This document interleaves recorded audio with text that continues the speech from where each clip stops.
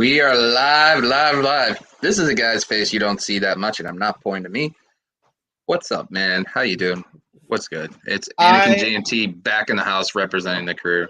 I have a So what's week good? off. I have a week off from work, and I'm still tired because I've been running errands nonstop today, and this whole week it's been relaxing, but at the same time also just busy with a lot of things. But I'm like, yeah, I got a week off, so that I can come here. I was even willing to do the NXT post show with you on Tuesday, and then you're like, I'm not going to do it today. I was like, well, don't know if we're gonna get to it, Dad, because I was like, well, all right. So I deleted NXT from my DVR today. I'm like, I recorded it to watch it, but Well, I mean, I watched Stand and Deliver. I got some snippets of NXT. I just yeah, didn't feel too great the last few days, yeah. and running ragged one day off a week. So, a lot of great things are gonna happen. Hopefully, Mm-hmm. I wondering if the notifications are going off, anyways. So. Mm, I got it. Okay. Type it up. I got So I got I got it for YouTube at least. I didn't get one for your Twitch, but I did get one for YouTube. I think I could type properly today, huh? So Mania and Stand and Deliver happened this weekend. A lot of huge things happened. The release of one of the players from NXT for the tag teams, which is I think it's Carter, right? Yeah, it's I Carter. believe. And all that stuff. So what to you is like the biggest thing of Mania week leading up to all this? You mean from like the whole? I mean, obviously the main event, if you will, is WrestleMania itself. But fact is, there was a lot of really good stuff in the week leading up to it. I mean, you had the Dynamite before. You had Friday night, which Friday night was insane because you not only had the go home SmackDown with WrestleMania SmackDown, which had some, I don't know what kind of stuff they were doing there, but and then you had AW Rampage, of course, which had a great match between Young Bucks and Top Flight.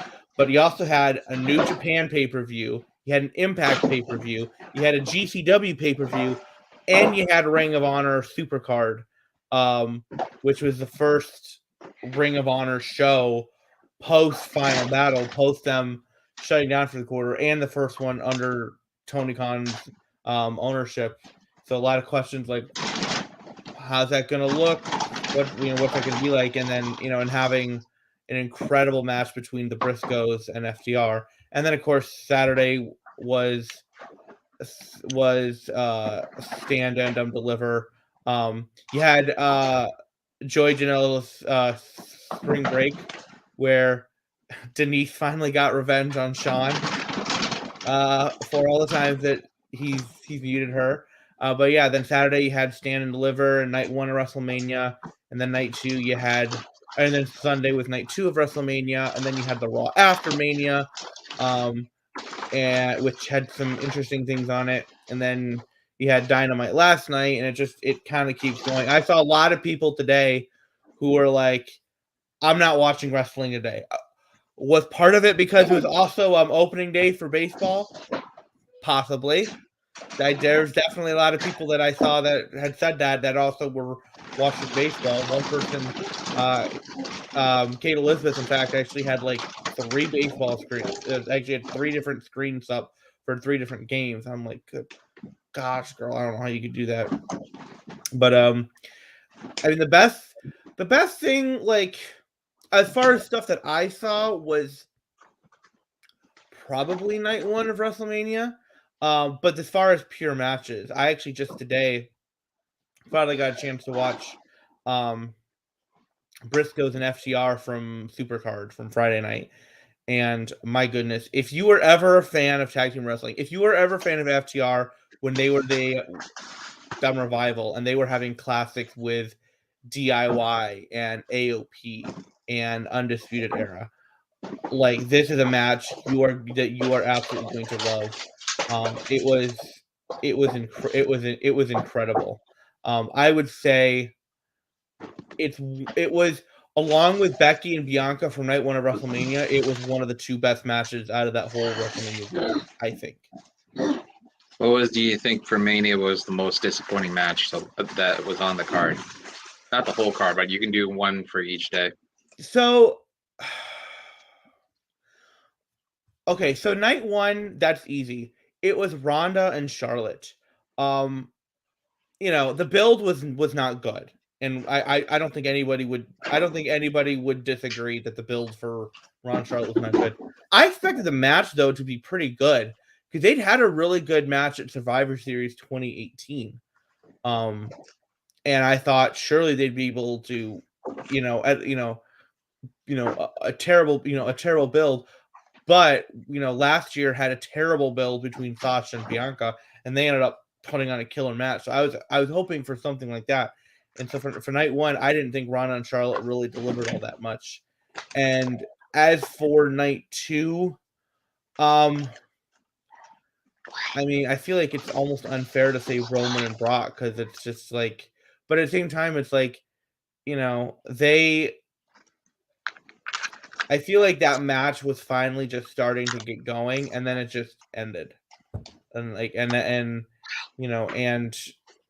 I don't know. It didn't. I will say this: going into the match, they did a really good job of hyping it up as having this big fight feel, like the video packages and all this stuff, and the entrances. Like they did a really good job of making it feel like this is a huge, huge, big fight.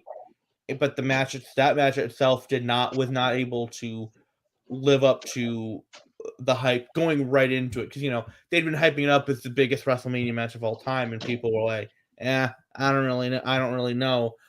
They managed to do a good job of in the moment on that night hyping it up, but the match itself just was not able to deliver. Also, the women's tag title match on night 2, that was a mess.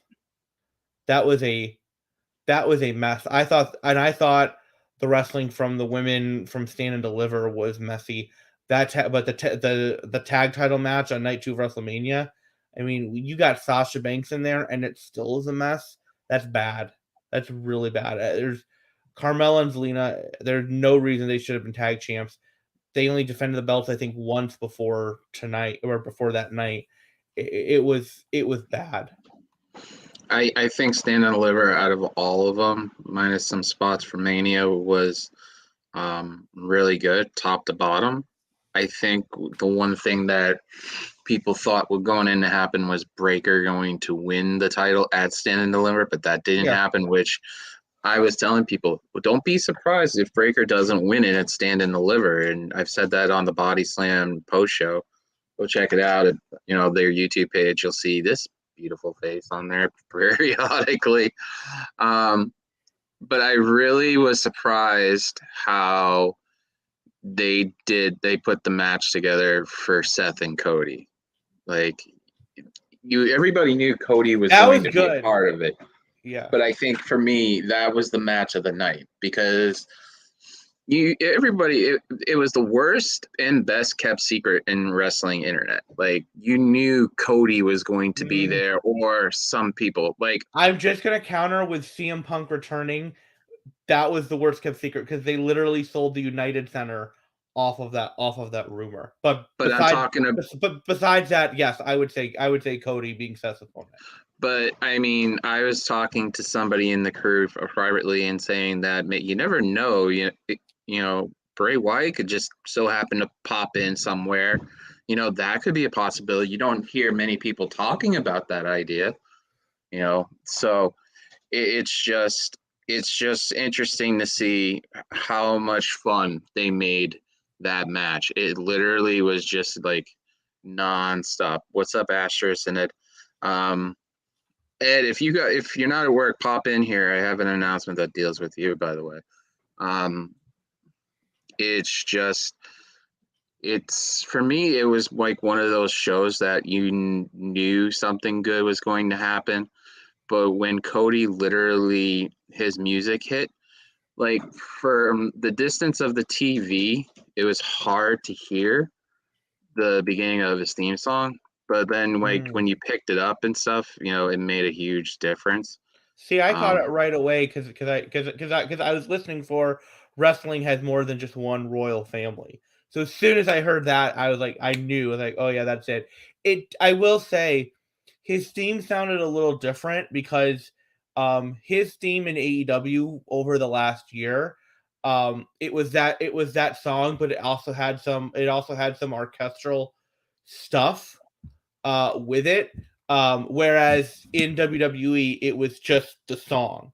So it's one of the things where if you go on AEW's music's YouTube channel and you listen to Cody Rhodes' theme there, and then you listen to it on WrestleMania, you will hear a little bit of a difference. And I was like, oh, that's kind of too bad that it's not the orchestral version. And then somebody had said, well, might be because Mikey Rukus, who's been doing the music for AEW, he might own that version of Kingdom because he put his own kind of stuff on it. Like, okay, well that makes sense. But the original song, Cody Rhodes himself owns.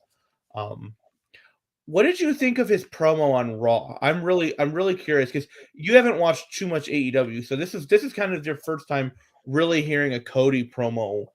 No, I've heard some of Cody's promos. I mean, there is a great thing called YouTube.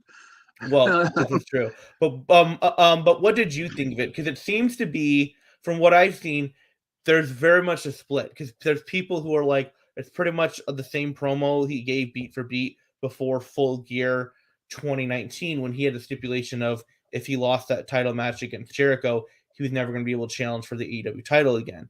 And then, but from people who didn't see that promo, like me, for example, who wasn't really watching at the time, I was like, it feels pretty much like a typical Cody promo I've heard last year. So I'm curious what your thoughts on it. I saw some of the stuff. I was flashing back through like some of the YouTube stuff of him because WWE did a top 10 Cody moments, and one of them was the stand down, throwing the Money in the Bank briefcase, and some of the promos he did. And I'm like, it's a big difference. You see how much confident he is in the ring and stuff.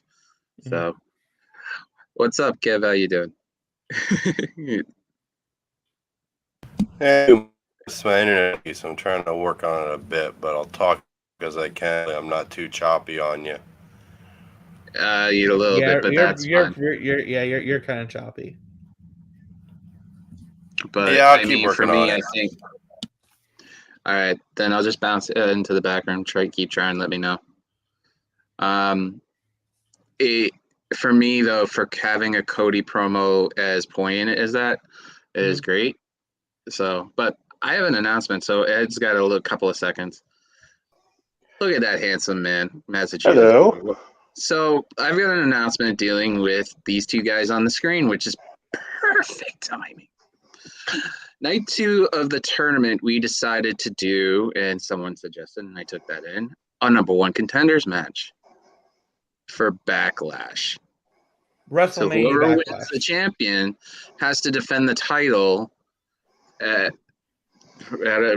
Backlash against the person who won with the highest points. That person I will announce soon.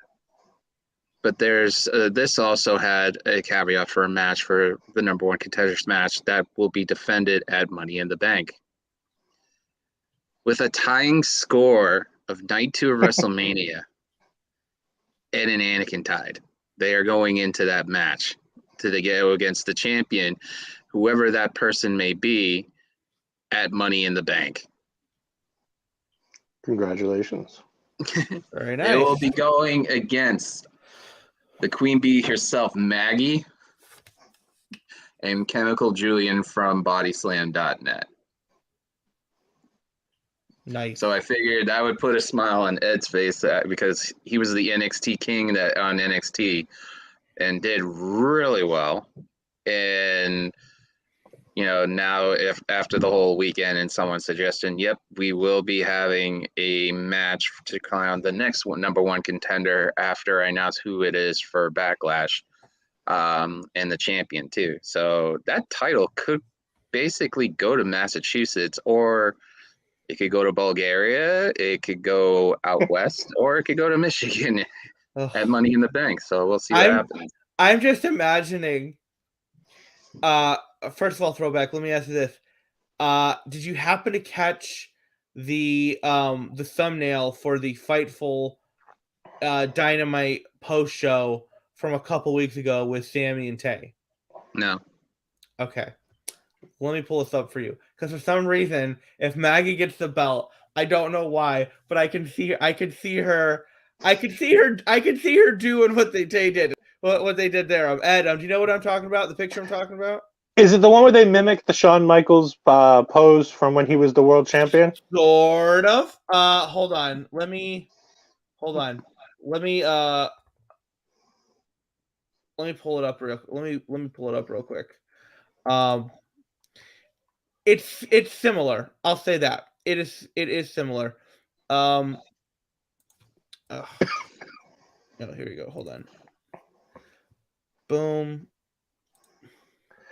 And to get back on the Cody point, so we don't have as much dead air, because as Go all ahead. of us know, hosting our own shows, the dead air is one of the weirdest things to have.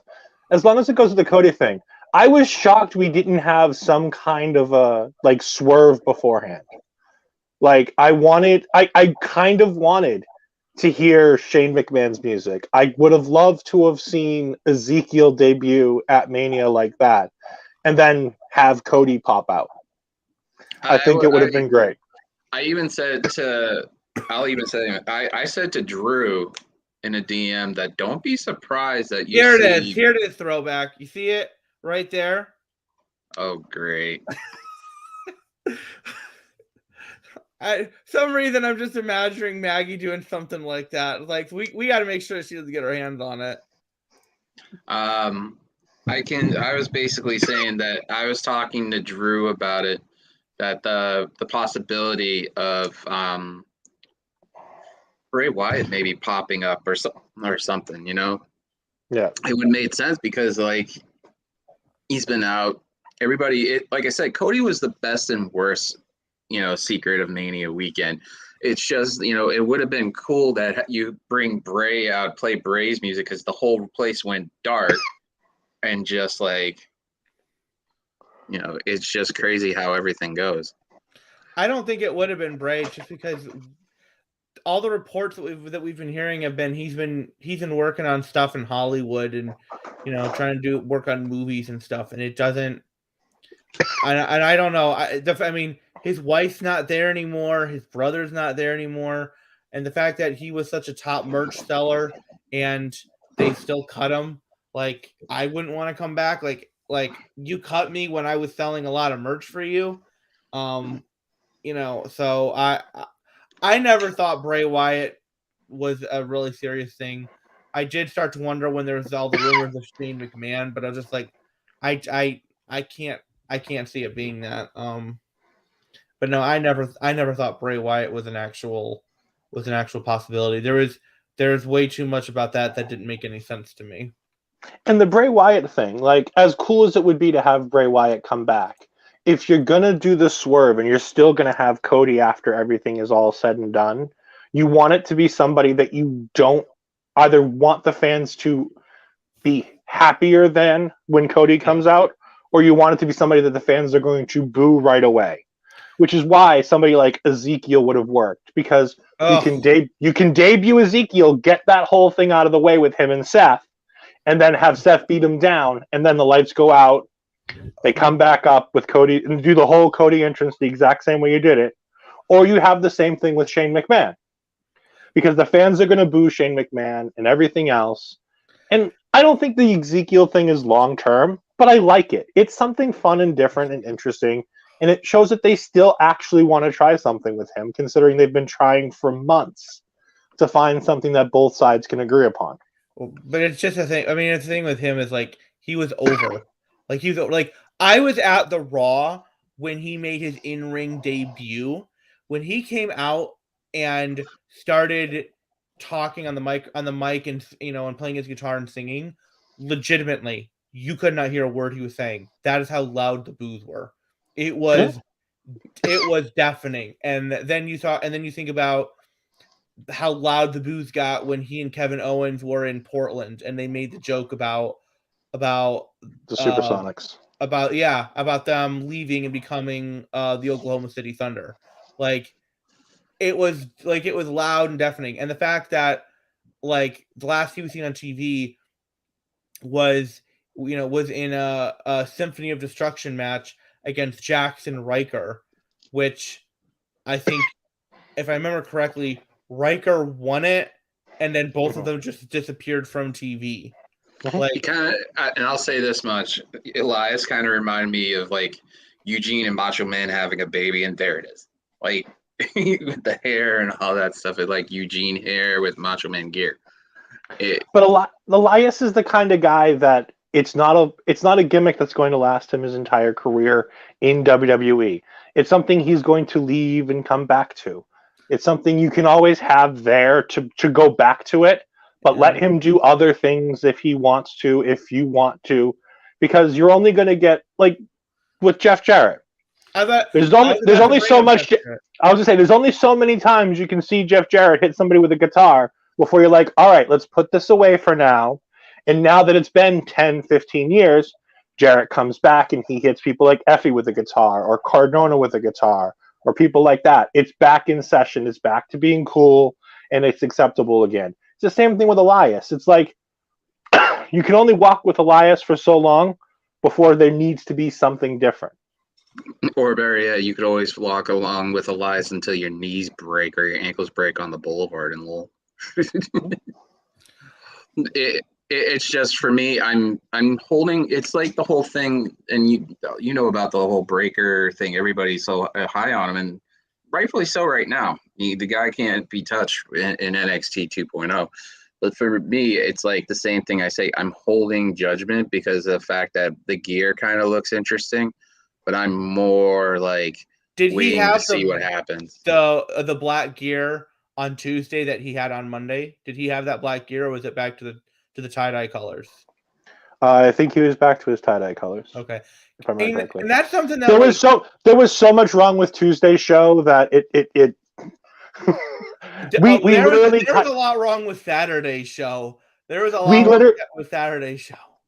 For our NXT recap on Love Wrestling, I kept going back to the point of what in the world just happened, and did Saturday even matter? Honestly, I was wondering if Saturday even mattered after Monday. Like, why have Braun Breaker lose the title match on Saturday to then on Monday Night Raw? Like, don't get me wrong. The fact that they're like, hey, let's put an NXT title match on Raw. That is kind of cool because you don't see that often. They even got NXT producers to be there. Like, Matt Bloom and Shawn Michaels produced that match. Like, that's cool. But it's like, why have him win the title on Raw instead of on Stand and Deliver? Like, if you're gonna do the match, do the rematch on Raw, have him lose there, and then be like, all right, well, now he's on the main roster, and then you start doing stuff. I mean, like people have been saying for a long time, Braun Breaker, he should win his first, the first Rumble he enters, he should win. He should get a similar Brock Lesnar push where, Brock Lesnar enters his first King of the Ring tournament, wins that. First title opportunity, becomes a champion. First Royal Rumble, wins that. First WrestleMania, becomes a champion. Like that, that's something that people were saying, oh, that they should do that with Braun Breaker.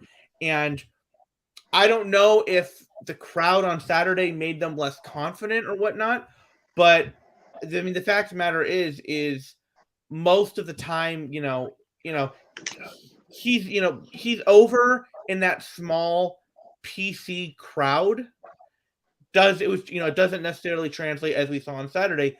Being over in the PC crowd doesn't necessarily translate to going around touring and in different cities. I mean, you look at Tony D. Tony D was over in the PC. You take him out of there, you put him in front of a different crowd in Dallas, and he's not as over. I mean, that crowd was firmly behind Ciampa because Ciampa was somebody that they knew from the Black and Gold days, and the fact that I mean, the Ciampa thing is a bad argument. Like, Tony D was in a no-win position on Saturday because the fans were always going to be behind Ciampa, knowing it was probably his last time in NXT. Yeah. So that crowd was always going to root for Ciampa above anything else. True. I think, and somebody said it in the watch along that I was on Tuesday night. It's like Triple H went back to NXT on Saturday to grab a notebook or something because it was his first time back in a while, saw what was going on and said, I have to make all kinds of changes. And then come Monday, it's like, put the title back on Braun Breaker, put the title back on Toxic Attraction, do this, do that. It's like, all of a sudden there was a huge shift in all the plans from what was planned before going into Saturday to the plans coming out of Tuesday.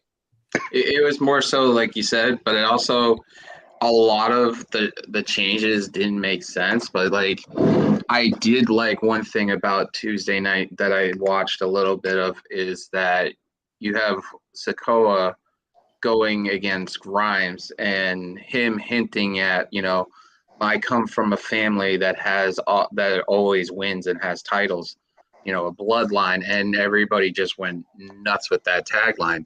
I am really looking forward to it. I can't wait for it. Titles are in my bloodline. Yeah, and the thing is, if you could picture it, if they brought Sikoa up, I know that it would change his name to Uso, but still, and it would be him holding, let's say, the NXT title or something, for example, down the line, and then you had all of them having the same title and different brands. They'd probably take the IC title off of Ricochet and give him the IC title. So then all the male champions on SmackDown are all members of the bloodline. I still think once Sikoa debuts, it's going to be alongside The Rock, to be perfectly honest with you, because he said in an earlier thing on NXT, I was down from day one until they left me behind. And that's why he's solo Sikoa. He was left behind. They left him. So I would love it for him to have a gripe against them. And for when he comes up, he's like, what the hell are you guys doing? Why are you following him? We're supposed to be family. He's not the leader of our family. And he's trying to get them back. And then that's when they start beating him down, out comes The Rock for the save. Yeah, if they can get The Rock, I mean, they'll get The Rock eventually.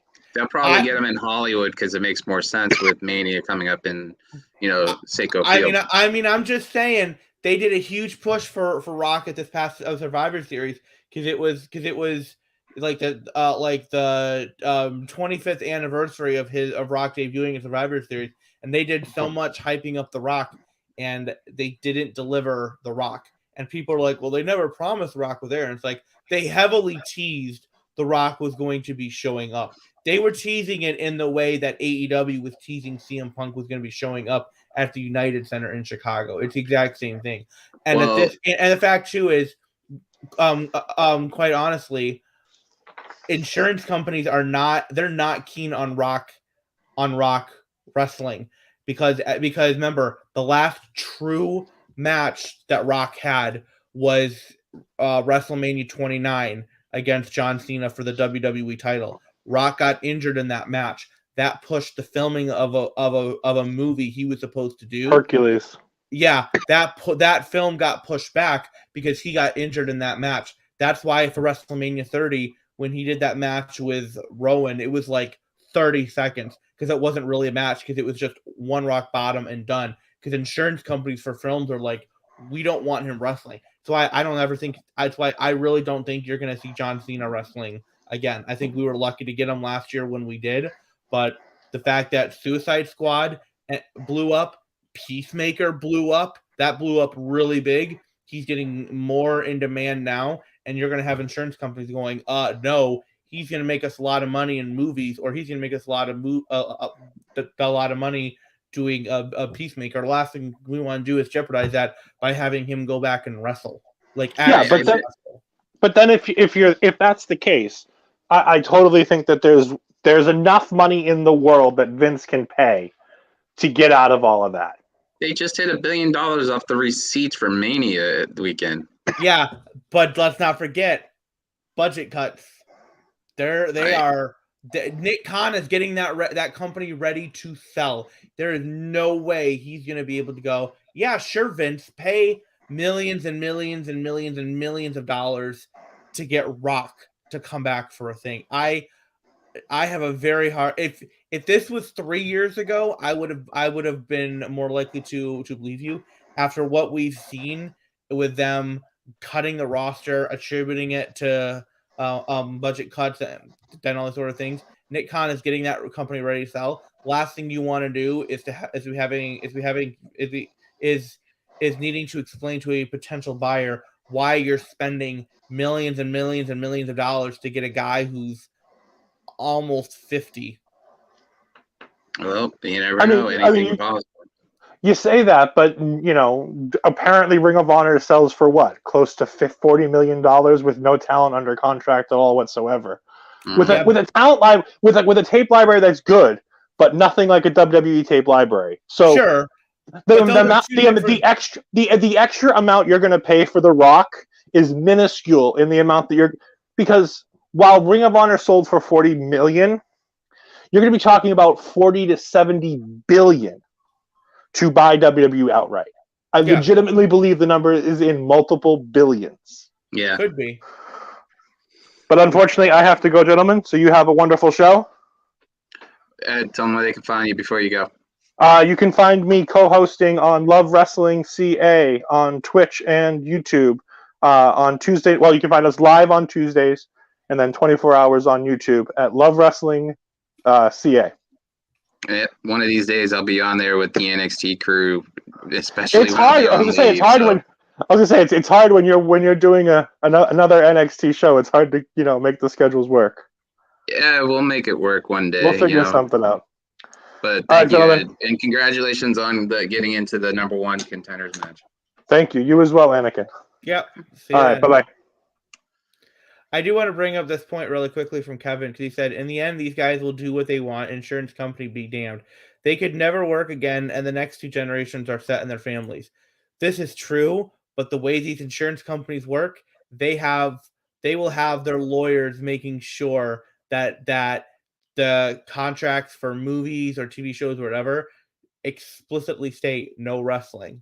Like, I'm honestly surprised John Cena was able to come back and do a match last year at SummerSlam. And I think the only reason he was really able to do it was because while the Suicide Squad was popular and was a hit, it wasn't the crazy hit that people were expecting. But Peacemaker ended up being a huge success for HBO Max. They want to do a second season. James Gunn wants to do a second season of the show. And I think insurance companies are going to be like, we're going to have it in Cena's contract, no wrestling. I wouldn't be surprised if they do something like that. I think if they do anything with that, it'd be completely different. With The Rock, Vince will do whatever it takes. Hell, they had a family member of The Rock that was not Roman or anybody in the stands. If you saw some of the clips on the photos, they actually had his mom at Monday Night Raw. Mm-hmm. So I mean, and I think too, I'm not saying I couldn't see Rock appearing at WrestleMania, because you absolutely could do that. I just the way that it's going on, the way that more time is going on, PJ? Especially with the Roman storyline, I don't think you're going to be able to get The Rock to do an actual match. But I mean, his daughter's at the PC, so if he wants to, if they wanted to get him to do a thing like that Charlotte Natalia match in NXT, where you had Bret Hart in one corner and Ric Flair in the other, if you wanted to give his daughter a big match and Rock's there in the corner, they would absolutely 1000% do that. But I don't know. I'm less sure of The Rock ever wrestling again, which is unfortunate, because I think he would still be able to go. But I think insurance companies are way too gun shy about allowing Rock to do that kind of thing. So Drew just joined us and stuff, but we're gonna veer off the wrestling conversation. So is this the head of the table, Drew, or just my buddy Drew? Buddy, no head of the table. Even though I have a Roman Reigns hat on. I was about to say, you still got that hat on. There's always a little bit of the head of the table. All Just a right. little bit, you know. So we're knocking down announcements and stuff. So I'm gonna get off screen. Well, for a second. Oh, I'm not even ready for that yet. No, I'm talking about no. something. I'm gonna take Anakin off the screen for a second. So there's a major announcement. We talked about this. Yeah, me and Drew. No, just kidding. We weren't doing it. Again, we did record something. So Drew was the one who came up with the idea of the number one contendership for night 2. And whoever the champion is, your opponent. So Backlash, WrestleMania Backlash. It'll be the champion versus the head of the table, the man, the original, one of the OGs himself of Wicked Crazy Pinfalls, Drew Big Money Nicholas. Now, I want to just say, I did not come up with this after winning. Okay, just to let everybody know that was not like, oh yeah, I got the most points, so let's do it this way. Full disclosure on everything.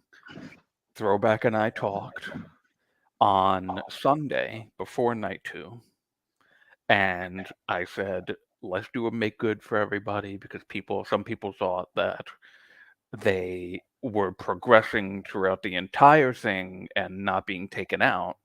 So as a make good, let's do, everybody already did night 2 predictions. Let's let night 2 decide who the number one contender will be for the next pay-per-view. So I just happened to win. So, you know. You got the highest score of night 2, 112. And then I was like, well, we have to have another one. So Anakin, Chemical Julian, Maggie, which me and Drew geeked out about. The match is finally happening. That's going to be fun. Anakin and Maggie together. And you have Ed Fries from Love Wrestling, who's a good dude. Now, I also want to say that I am fucking pissed off at WWE, because technically, had certain things that I predicted happened on the days that I predicted them and not Monday and Tuesday following, I would be the fucking champion right now. Okay? So, like what? About that. I'm curious. What exactly? Okay, I'm going to tell you. Okay. I predicted for Toxic Attraction to retain. I predicted Omos to win.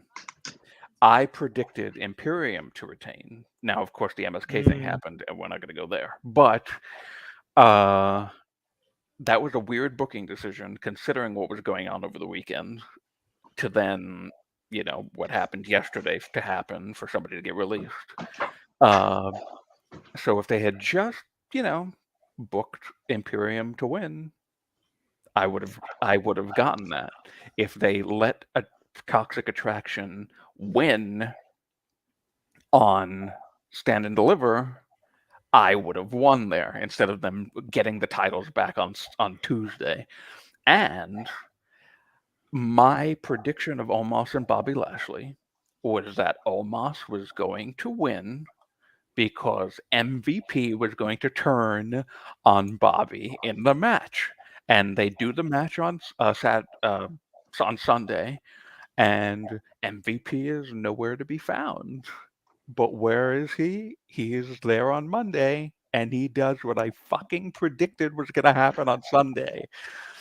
So those 3 things, if those 3 things happened, I would be the champion right now. Well, let's just say this much for the number one contenders thing for Drew. He had everything right except for 2 on night 2. He had profits, and the way the points went, if you had a pinfall, it was 7, submission was 5, DQ was 1. I did throw a bonus thing if you just put a random pick in there, and if you had the who won correct was 10. So McAfee 17, Edge 17, almost 17, Knoxville 17, 10 for Naomi and Sasha because he picked sub. none for profits, and Roman Reigns with the I knew pin it. of 17. I knew it was going to happen in that match, and I was so happy. Sasha got the pin, and it was by submission, of course, because she does the bank statement, and the bank statement is a submission. So, of course, you're going to have to pick submission for that match. So we now have a number one contender. But also, I have realized I've reached out to the person asking for certain information. I also asked for his opponent's information just because, well, Kev was his opponent and it was Shane and Kevin. I got Kevin's address because I didn't know before I tallied everything who did it. I didn't do it until I got home a little bit, like around 4 o'clock or so, because I had a little time real quick. But yeah, it's going to be fun. I'm highly interested to see who wins that match, the champion and that. And there is a caveat I'm going to add to the championship format because I'm realizing that if you do not send the title, you're automatically going to be stripped of said title and you're going to send it to the next person with the highest total of that night. Because it I would isn't hope fair it to would never play. have to come to something like that. Like it's not fair for like say Anakin, not getting somebody's address and then it's Ray who's in the next town that has the highest points. He could just bring it to Ray or mail it to you and vice versa. It's just this is supposed to be a community title. It's not just Fightful, Love Wrestling, bodyslam.net. It's everybody coming together to enjoy having fun doing predictions and be like, I'm the best at this. This is not like a single thing. So, but yeah, Drew is going to face the champion, and that's going to anything. So, any words against your challenger, whoever they may be, either Shane or Kevin, who is one of our regulars on the show? I'm putting the head of the table thing aside because I just want to. Look, I enjoy doing the head of the table stuff. It's fun. I love being an asshole. But if it's Shane, I don't, or Shane or Kevin, really. I like both of them. I like everybody. I mean, I in the asshole character of the head of the table, I say that I hate everyone, but I really love everybody. So I don't want to. I kind of don't want to do that stuff anymore. Maybe I'll bring it out once in a while, like I brought it out for the Royal Rumble thing. That was fun. The head of the table is his Finn Balor's demon. Yeah, there you go. That's. I wish I had the abs of Finn. That would be nice. But yeah, we'll call the demon. That is the head of the table is my demon. The voice in my head, if you will. So good luck to whomever it is, and we'll see what happens at Backlash. You never know; it might be going from Philadelphia to Brooklyn, which is a short drive, really. Is that where Shane lives? No, Kevin lives in Philadelphia. Oh, okay. Or it could be coming from Oregon to the East Coast. You never know. But it'll be fun to have this all said and done and this title out of my hands. I love having that around, but having it for the time frame I had and stuff. Well, Long Island, I mean, it's still a not short, far drive from you. Yeah, so still, it's close to Brooklyn compared to. I mean, it's like it's like under 2 hours, isn't it? Wait. So who? Kevin is in Long Island? Yeah. Oh, so I mean, I'm on Long Island technically. We don't say that because. Oh, so you're actually from MJF territory? Oh no, I'm not. Because this is the thing about Brooklyn and Manhattan. For people, I thought you said you were from Long Island. No, I'm not. I'm not from Long Island. I'm technically on Long Island. Oh. And that's why there's distinctions of why people say on Long Island, because the island itself, if you look on the map, you'll see like where Brooklyn and Queens are on Long Island, but there's a cutoff.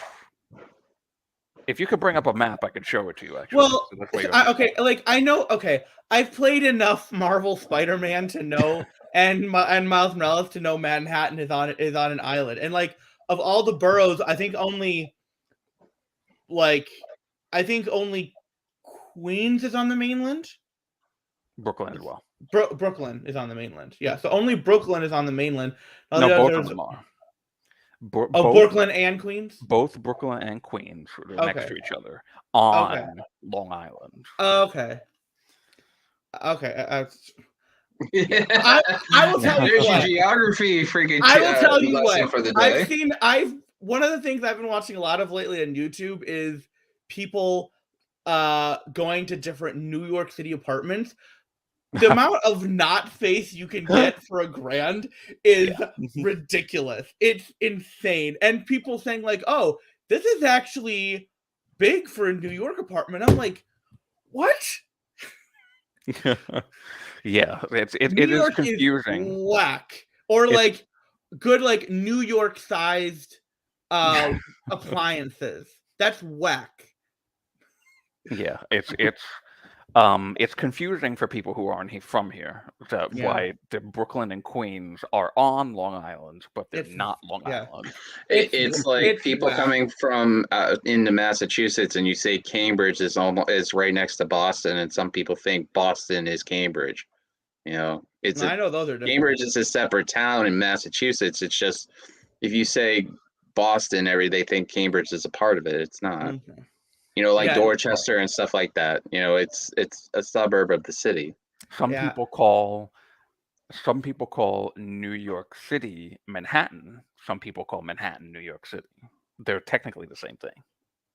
Is it New York City encompassing all 5 boroughs? It's well, I mean, it's.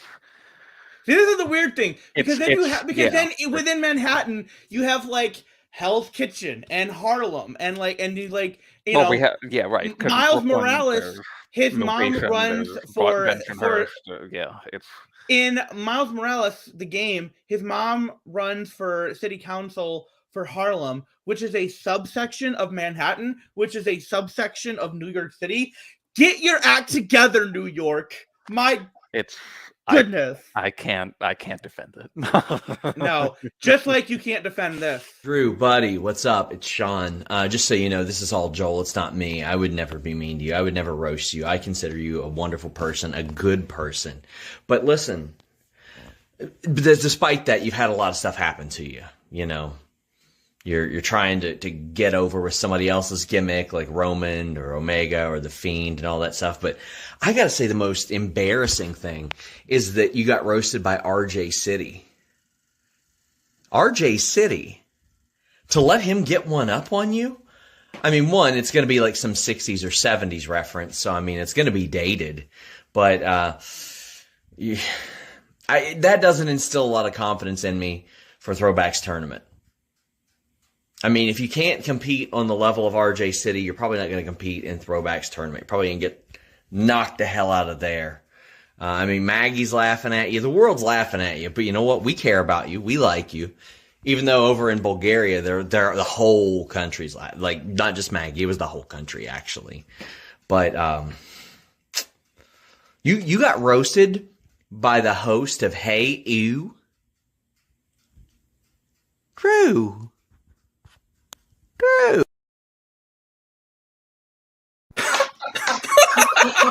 I didn't plan that. Let's just be transparent about this. He disappeared. Did he disappear on purpose? Oh God. He's gone? Like gone? He exited out? Yeah, he exited himself out. I accidentally clicked a button on my mouse and left. You are gonna laugh your ass off, but I didn't. I was actually going to do exactly what you just did. I had it in my head. I was like, Sean's doing the cameos. I beat you to it, sucker. I can't fucking do it now, you asshole. I've had that for like 2 or 3 weeks. Promising neither one of us have been on the show at the same time. I've had it. God damn it. I'm waiting for somebody to do that for me, especially with that announcement I did on Twitter, which is 314. You should. Okay, but hold on though. See, you fucked up somewhere. You needed him to start with Drew. I know. Drew. I know. I DM'd him afterwards. The thing was like, darn it, I should have had you do this. Oh well. Send me your email address. I'll send you that one and then the RJ City one because I realize I haven't done that yet, and I can just email you the links. So so in the Drew. That wasn't me. That was this guy. Yeah. Oh right, we're supposed to play that every time I come on. We didn't do it this time. I know. I know. It's like, darn it, I should have. I've been yet to actually get one of those, which is great. And I was thinking about doing one for the announcement, but I forgot that I specifically had mentioned Throwbacks Tournament. It's because I watched it when he first sent it to me, and I was like, "This is great," and I've watched it since then. So I forgot. I forgot he'd mentioned that. You know what though? I'm gonna tweet that Sean popped in here because that's not a lie. You bought a cameo. It's not a lie. Technically, it's not a lie. It's not. I see. He didn't dig at me like other people have. No. It's because he likes you too much. I know. He just followed me on Twitter yesterday. He just now followed you? Yeah, he did actually. Yeah. He said, "Yeah, really, there should be a mixtape on that." He said that he actually thought that he was following me the whole time. So there are others I could still do, and I've got. Oh, wait a minute. Wait a minute. How much is this one? Oh, you're looking up cameos right now? Oh, gosh. Bro. I might have found the best one yet. It's not too bad. It's not too bad. I'm going to wait because I should be getting some money in sometime soon. So it's not. I'm gonna tell you this right now. It's not like a $500 cameo. I'm not gonna spend that much. But this is gonna be someone. This is gonna be a good one. This is gonna be probably the best one yet. I can't wait. I'm trying to look at your glasses so I can see who it is. Yeah, no, you can't. You can't. You cannot tell whatsoever. I'm looking at it right now, and you can't tell. So yeah, as long as it's a hot guy, make sure. I'm gonna DM Throwback right now. Who it is? Now you did my Sean one that I was going to do, and now I got to figure it out now because I'm not kidding. As soon as I saw Sean's face pop up, I went. You know who that is, right, Throwback? You know who that is, right? Yeah, I do. Okay. There's not a wrestling person. No. All right, saying. Fine. I'm not saying. Reveal it. I'm not saying. This is my gift to you, Drew. I get people to say your name and say things about you. Famous people. Hey, at least it's better than that promo you cut on him. Yeah, well. Yeah. So you know what? The last one would have been good, but the problem is you had dorks like Aaron talking over it instead of shutting up and listening. So, oh well. I have a feeling. Nice concept. Let's just say this much, right? I've got my two best friends on here. We are literally getting closer and closer to about 2 years on the show. So I know hopefully I can get you guys back on for the 2-year show on May 26th. It's actually on a Thursday instead. We had us chasing a day. So I'm going to ask this now because I know everybody's schedule is hard to get to on a Thursday. You work, your schedule's changing anyway, so you might be back on Thursdays here and there and stuff. But and Drew's is hard because of work and everything until the summer. But my schedule might get even crazier. I'm not sure. I don't know yet. So till right now, till we figure everything out the next month or so, a month and a half or so, what is your favorite moment of being on the show? You've been on the show longer, so you go first because I have to think about that. I could just do it was when I revealed myself as the head of the table thing, but I'm trying to actually make it. Yeah, I think it's just been I think the first time we had Maggie on, That was legendary. That was a legendary moment.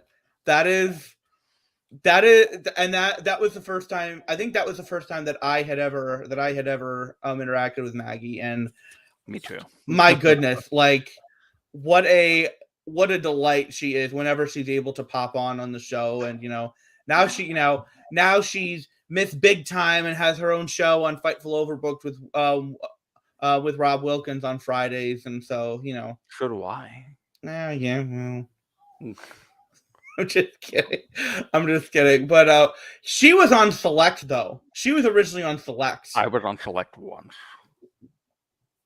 But Her show was on Select. I was on Select in a retro review. That counts. It's still there. So Jeremy Lambert still owes me a retro review on Select because I gave him my Switch Lite last year. He still owes me. So I haven't cashed it in yet, but I'm like, it's there. It's there. But he's going through a lot of stuff right now. So I'm like, I'm not gonna bug him about it. But maybe because I've wanted to do an over Survivor Series 2017 because I think that's the last really good Survivor Series pay-per-view we had. And so I'd love to be able to to talk to somebody about it and do a whole retro review of it. But I think it's more about just the moments and the people and the friendships that that we've been able to have and develop on this show. And I could say one thing about Anakin, and it's one word: nervousness. I know that might be two, but still. No, it's one word. No, it's one word. Let's just that first show. That first show, he literally had a whole 2 notebooks of information, and I'm like, I know, but here's the thing: the show was different then. You were doing more of like a recap. You were doing more like a recap. Yeah, and I was trying to bring something different to the table. And I was like, "This is my first time watching. I don't really know what I'm doing." Now I think the where the show has evolved now, and it's kind of like it's kind of like an all over the place free for all. It's like you're at a bar with friends and you're just talking, except you can hear each other. Sure. Yeah.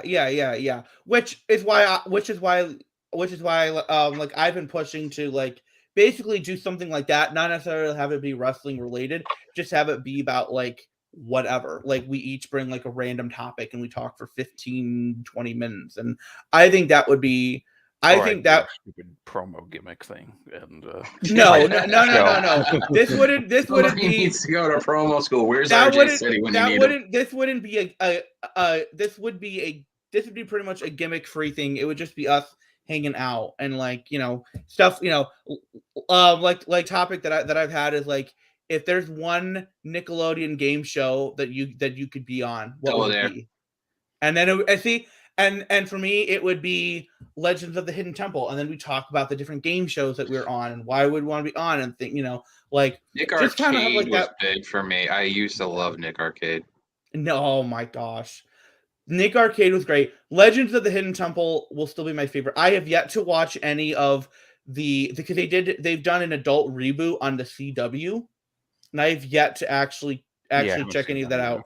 But the original version on Nick Guts was really good. Kevin just mentioned that one. Yeah, Guts was really good. I liked the second season of Guts the most because it was the Mega Crag. And the piece of the crag you got was because it went aggro crag and then the mega crag and then the super aggro crag. And I'm like, okay, well now you're just okay. Now come on, super is not higher than mega. I'm sorry, no, you can't do that. But also like the piece of the aggro crag, I think it was like silver instead of green. It was silver, and it was so cool. It was so cool.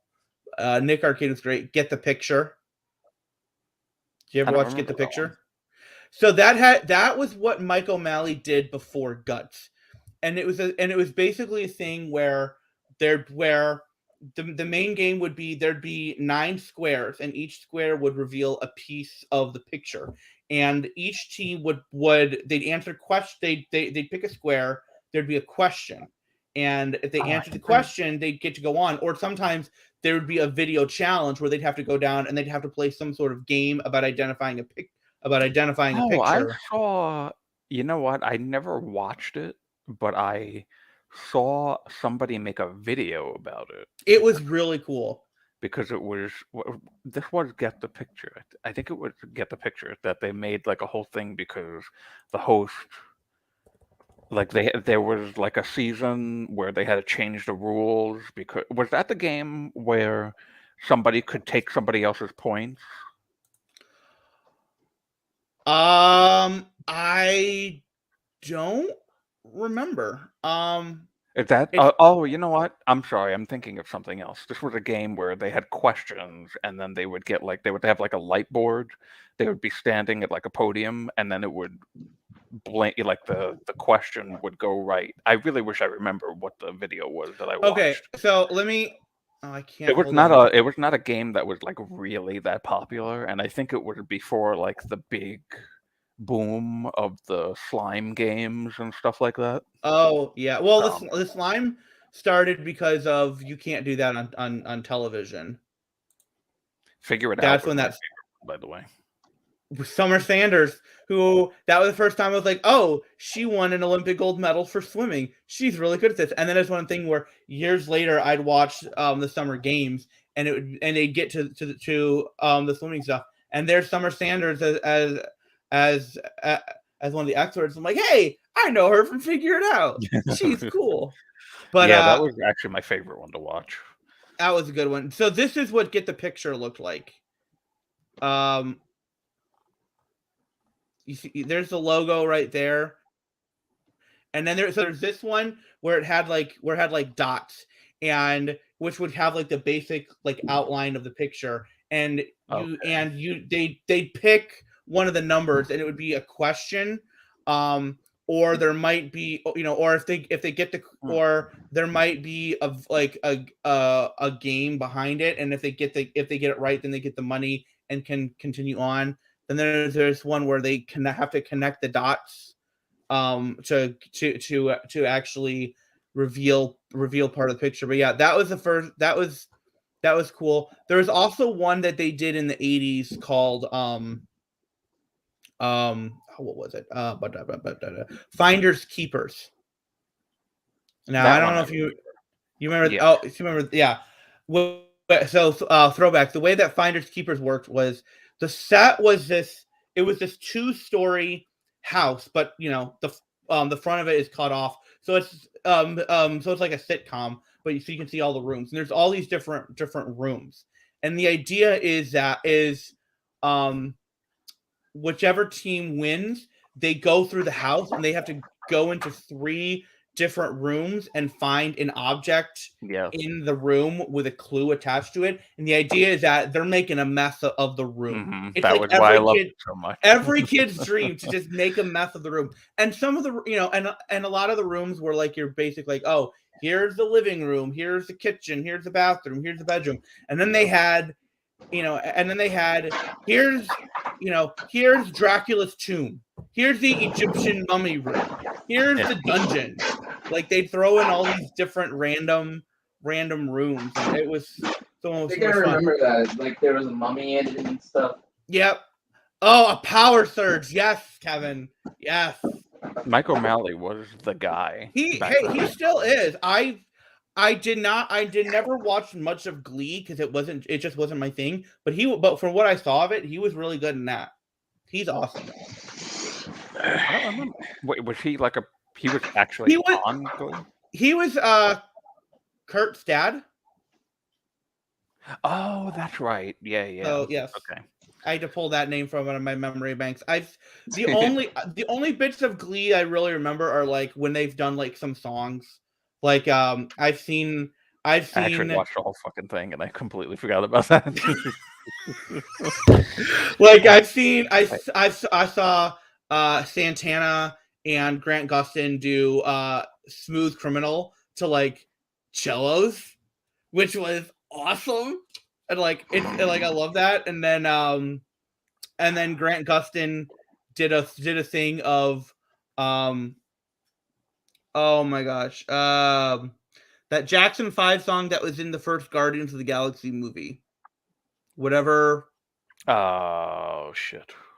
What was the name of that song? It's one that goes It's the one that I goes. Want You Back. That Oh one. yeah, I Want You Back. Yeah, that's it. Yeah. Like they did that. So I've seen some like random bits. There was a time when my ex was watching through it, and so I saw most of the first season. But I was just like, look, I don't mind high school drama. This is really melodramatic. That's nothing. Yeah. I mean, that's nothing compared to like Euphoria and that shit. Now, Which is the reason I have not watched Euphoria. I'm just like it's much better now. It's so much better than Glee. I'm sure, but for me, the most that I was able to, that I could go for was what they were showing on Gilmore Girls. Like that was my jam. Like the high school stuff they were showing on there, that that was, or like Smallville and stuff like that was good. Like So I wanted to getting mention. I Mhm. want to mention my favorite moment on the show because Okay, yeah. I just remembered it, and I don't know how I forgot because it was the day that our first name bunch of numbers friend was in here. Mhm. One of those few days, and I was browsing on Twitter, and I found Mace call. What's his name? I forgot his name. The one from Saudi Arabia. The guy. Mansoor. Mansoor.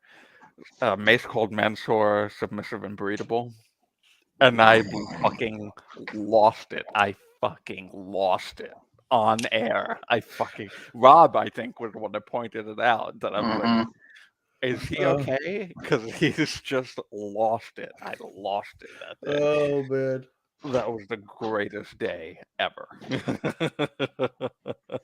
Well, I love you guys. Thank you for being every bit of amazing friends. My very good friends in every day in life and also on here. So, gonna announce the winner of this beautiful, lovely, wicked, crazy title, and the winner of this belt will be facing Big Money Drew at WrestleMania Backlash.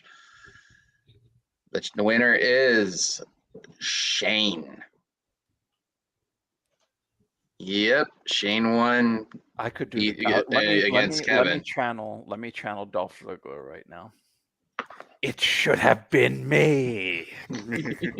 Fucking WWE screwed me. At this point, that's becoming his brother's thing on BTE too. He seems to be taking that. But the thing about it is that Kevin was close. It was like a 5-point difference. So, I mean, it's not like Kevin's not going to have a shot at the title, though. He's a really good dude, and it's going to happen. I can say, as not on the planning committee of this, it was very much not rigged.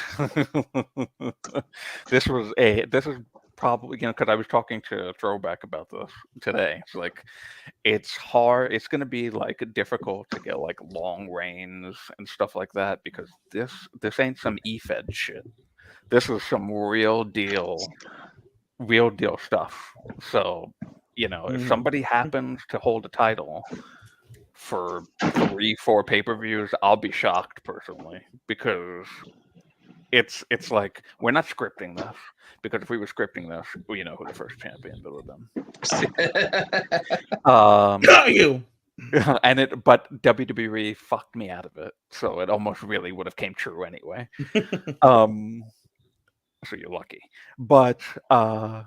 I'm just saying, I'm letting your girl defend you from the hell, from all the way from the top and the bottom. Man, I know. I'm not saying it I'm not saying it in a mean way or anything. I'm just saying that like it's the E-Fed stuff. I follow somebody that does that, and it's very interesting to look at. It's like, oh, for anybody who's ever watched this show.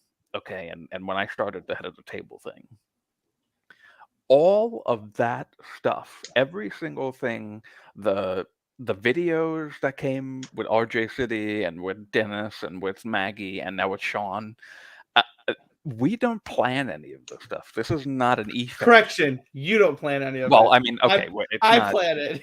It's you planned. you get it sprung on you. Right. And because this is not like we're not scripting any of this shit. We're not, I didn't say okay to everybody that was there when I revealed as the head of the table that I was going to do that, and they knew what I was going to say, because this is not WWE. He This is told not me 10 any of that minutes stuff. beforehand we went live. He's like, I got something special for you. I'm like, okay. He had the creator of this show did not know that the head of the table was coming. Okay, that was just. I decided, hey, it's Roman Reigns' birthday. I have that blue title right there. I just got it for my 30th birthday 2 days prior, and I want to do this head of the table thing. So I just did it. Anakin didn't know that was going to happen. Aaron didn't know who that was going to happen. I think Kevin was on that show that day, and Pluggo. They did not know that was going to happen. So throughout this whole time, the whole thing with the king of all worlds, I have no idea Which who you the king still of all need worlds is. to you that needs to get revealed at some point. I hope it is. I think that would be fun. I hope that they're comfortable enough one day to do that. I'll reach out to that person and see if they want that. But it also might be one of those things that it'll just be part of the lore. Oh gosh, I don't know if we need lore. It's kind of funny that you said lore and then that happened. And then he said that creeps me out a little bit. And I will tell you this: there's nothing that I see planned. There's no other video clips in here that I don't recognize. So I think it is just his connection. He said he was doing it upstairs since his laptop was already up there. Oh. So he might not be at his desktop. Oh no, what is this? My laptop died. So if you all of a sudden come back over here, it's gonna be like that time where Luke cloned himself on Quizlemania and everybody freaked out. That was funny. That was an epic moment. But yeah, the reason why I was saying that is because this stuff is not scripted. We're doing this for real. This tournament is real. There's no, okay, Shane's the first champion, Drew's the next champion, Maggie's the next champion. It's a shoot title. Yeah. It's a shoot title. The BTE championship is not the only shoot title in wrestling. We're making they said it again on this week's BTE, and they're wrong. It is not the only one. The Wicked Crazy Pinfalls Championship is a shoot championship. Well, I'm going to cut out. I'm going to say my goodbyes, considering, well, my laptop died and stuff like that. Check these guys out. Check Drew every Saturday with Joe Pearl, who is an amazing guy. He's a good dad. A new dad. Congratulations to him. And you're gonna be joining him in just a couple months, aren't you? I put something in there. I wanted you to post at the end of the show, anyways. You'll notice in the photos area of the StreamYard. So that hasn't been announced yet on the show, has it? Not on the show, but not on the show. Not on the show, but he did put it on Twitter. So check me out, Throwback 978. You always hear every Thursday night, bodyslam.net for the NXT post show. We got a show coming up with Big Money Drew, just us talking about In My Car. I feel safest of all in cars. When is that? Is that going to get posted soon? It's probably going to be posted soon, and I'll let you know when. But okay. Real quick, is it the picture that's labeled Giphy? Yeah. Okay, because that's the only one I didn't recognize. So yeah, it's the very last one. Okay. See, for me, it's like right in the middle of a whole bunch of pictures. Yeah. So you basically support the channel, support the show. We need at least 1 or 2 people for Twitch. Twitch.tv Throwback 978. And it can still yells at me being a producer having so many goddamn numbers when I changed it. It's true. I've changed it multiple times and it goes back. Other than that, do a good deed, pay it forward. Anakin, you guys can close it out. Nothing but love you guys. I'm going to get some sleep. All right. Have a good night, man. See you guys Tuesday night on the NXT show. Your champion, Shane Husky. Should have been me.